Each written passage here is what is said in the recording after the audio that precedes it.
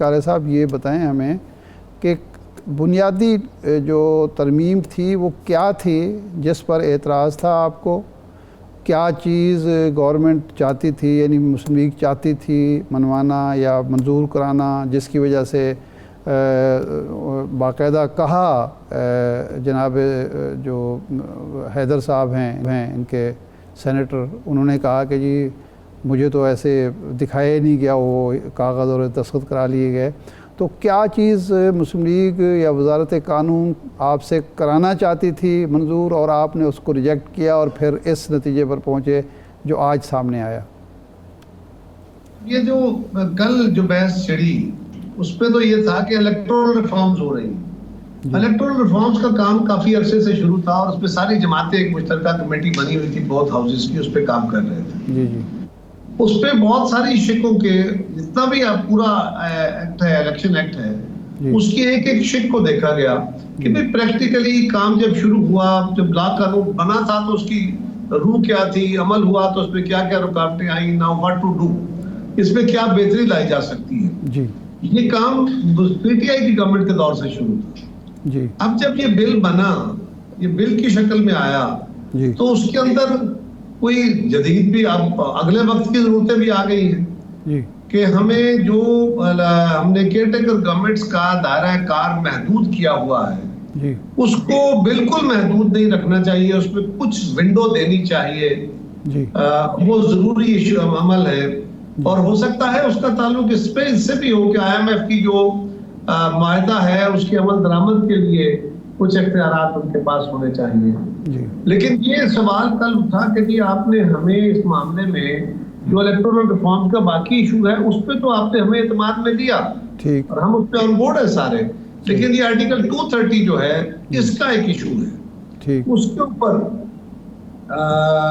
کل اس میں بحث ہو گئی۔ ہماری طرف سے بھی لوگ بولے، جے یو آئی بھی، جماعت اسلامی بھی، اور پھر اس کے اوپر کل رات کو ساری تفصیلی بحث کرنے کے بعد جو سوال اٹھانے کی وجہ بنی، یہ نہیں ہوا کہ انہوں نے کہا اور ہم نے مان لیا کہ بس ٹھیک ہے جی آپ نے مشورہ کر دو۔ اختیارات کی نوعیت کیا ہوگی، کتنے اختیارات دینے چاہیے، کتنے اختیارات ضروری ہے، اس حد تک ان کو لمٹ کیا جائے۔ 2 آرٹیکل تو جو سب آرٹیکل ہے وہ اڑائے گئے ہیں، ایک کو اس میں سافٹ کیا گیا ہے۔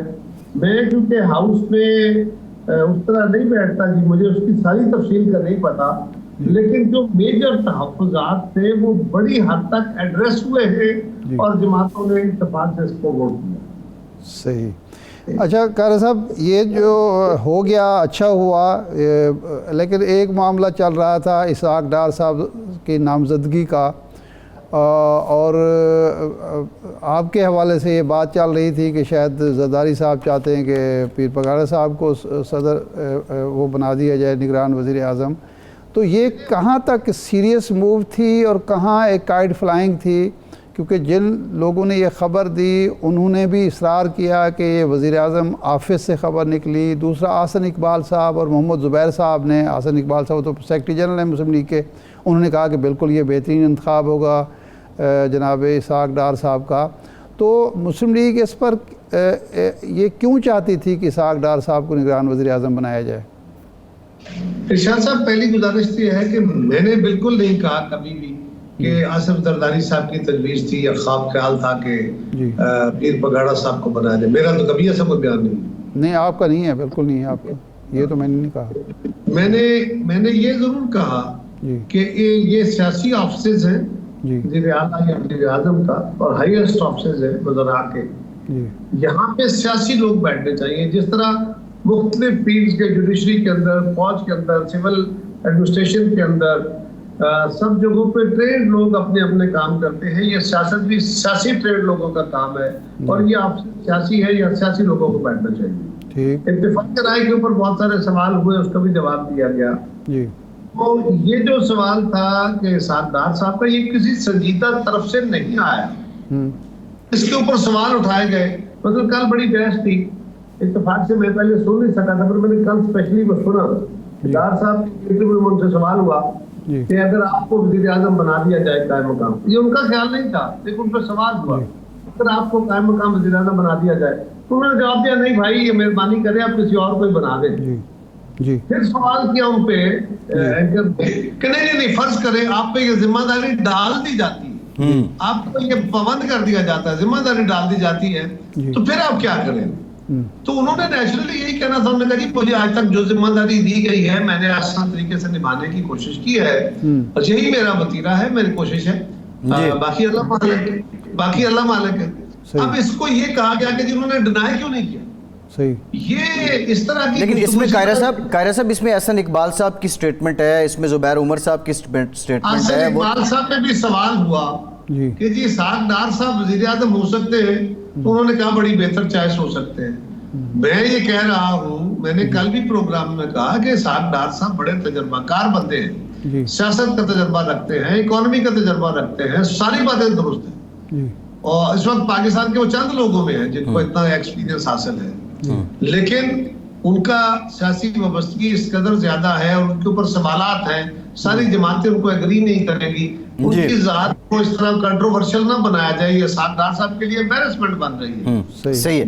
تو یہ نام ایسے ہی اٹھا تھا, اور اب یہ بہرحال یہ بھی ڈیبیٹ اوور ہو چکی ہے. اچھا صحیح ہے. اچھا قاہرہ صاحب ایک تاثر یہ بھی ہے کہ شاید الیکشن یہ اسمبلی ڈیزالو ہونے کے 90 دن میں بھی نہ ہو سکیں, اس میں کس حد تک صداقت ہے؟ اور دوسرا جو شروع میں نے پوچھا تھا کہ اگر نگراں وزیر اعظم کو ہنگامی نوعیت اور روزمرہ کے اختیارات کے متعلق اختیارات مل گئے ہیں, تو اس کا دائرہ کار کیا ہے, اور کیا اس کو جو تاثر دیا جا رہا ہے الیکشن کے التوا کا, یہ اسی سلسلے کی کوئی کڑی تو نہیں ہے؟ دیکھیے الیکشن کے التوا کی جو کہانی گھڑی جا رہی ہے, یہ تاثر ہے, یہ ایسا ہی ہے کہ جس طرح 4-5 مہینے سے ایک ڈیبیٹ تھی کہ یہ اسمبلی اپنی مدت بڑھائے گی, یہ اسمبلی حکومت جو ہے لمبا چلے گی. ہم اس وقت سے کہہ رہے تھے کہ ایسا کوئی وجود نہیں ہے, بالکل نہیں ہو سکتا.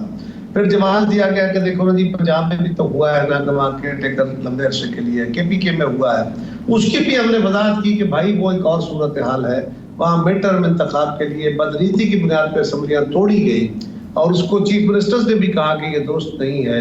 اس کو عدالت کے اندر بھی ڈیبیٹ ہوئی, بینچ ٹوٹتے رہے, بنتے رہے, میڈیا کے اندر بھی, پارلیمان نے بھی اس کو مسترد کیا, ساری جماعتوں نے ماسوائے PTI.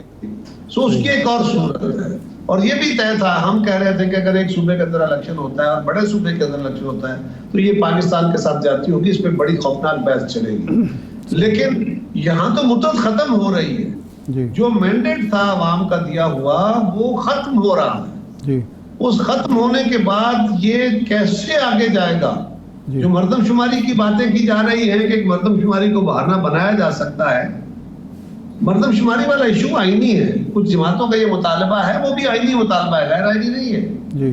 لیکن MKM فرض کو کہہ رہی ہے, تو MKM ایک طرف مردم شماری پہ اعتراض کر رہی ہے کہ یہ مردم شماری درست نہیں ہوئی, ہمیں صحیح طرح کاؤنٹ نہیں کیا گیا, دوسری طرف کہہ رہی ہے کسی مردم شماری کے تحت الیکشن کرائے جائیں. اب اس کے لیے تو ضروری ہے کہ پہلے ان کے سیٹسفیکشن کے لیے کراچی اور حیدرآباد کی حد تک تو ضرور کی جائے, تو باقی جماعتیں بھی کر سکتی ہے کہ مردم شماری کے عمل کو سیٹسفیکشن کے لیے کیا جائے, تو 2 مہینے اس میں لگ جائیں, اس کے بعد 4 مہینے کمیشن کو دے, پھر 2 مہینے کا الیکشن آ جائے, تو یہ تو 8-9 مہینے ہو گیا ڈیلے. تو الیکشن کو اس بنیاد پہ ڈیلے نہیں کیا جا سکتا, کیونکہ مردم شماری ہونی ہے, اس کے بعد کونسل آف کامن انٹرسٹ کی میٹنگ میں اس کو ایگری کرنا ہے سب نے. اگر وہ ایگری کر جائیں گے پھر اس کو نوٹیفائی کرنے کے بعد اگلے پروسیسز شروع ہوں گے. سو یہ ایک جواز نہیں بن سکتا میری دانش میں. اور پھر اس کے اوپر ایک اور بات بھی ہے, کچھ وکلاء کا, قانون دانوں کا یہ خیال ہے, میرا خیال نہیں ہے ویسے, لیکن کچھ قانون دانوں کا سنجیدہ خیال ہے کہ اگر مردم شماری نئی کے اوپر بات کی گئی تو جو صوبوں کی ایلوکیٹڈ سیٹس ہیں قومی اسمبلی کی, اس کا نمبر تبدیل کرنا پڑا تو آئینی ترمیم چاہیے. آئینی ترمیم, جی بالکل. اچھا صاحب کیسے ممکن ہے کہ آپ اسمبلی کی اپنے گورنمنٹ کی مدد بڑھا لیں؟ کیا بالکل. قاہرہ صاحب آخری سوال یہ فرمائیں کہ ستمبر میں صدر مملکت کی جو ہے ریٹائرمنٹ ہے, مدت ختم ہو رہی ہے, آپ کے کسی فورم پر یہ بحث ہوئی کہ جب صدر کی مدت ختم ہو رہی ہے, ظاہر اسمبلیاں موجود نہیں ہوں گی, تو موجودہ صدر ہی کنٹینیو کریں گے یا قائم مقام صدر کے طور پر سنجرانی صاحب سنبھالیں گے؟ آئینی اور قانونی پوزیشن کیا ہے؟ देखिए पाकिस्तान के आइन के अंदर वजीर आजम का कायम मकाम नहीं है। वजीर आजम जहाँ भी हो उसका वो ऑफिस में तस्वर होता है। जी सदर के साथ वहाँ पे एक वाइस प्रेसिडेंट का ओहदा मौजूद है। जो सेनेट के चेयरमैन हैं वो de facto vice president of Pakistan भी होते हैं, और सदर की अदम मौजूदगी में अदालत हो या मुल्क से गैर आदमी हो या किसी वजह से काम न कर रहे हो तो वो टेक ओवर कर लेते हैं। तो यहाँ पे वो ऐसा कोई क्राइसिस पैदा होने का इम्कान नहीं है। आईनी तौर पे एक ओहदा मौजूद है।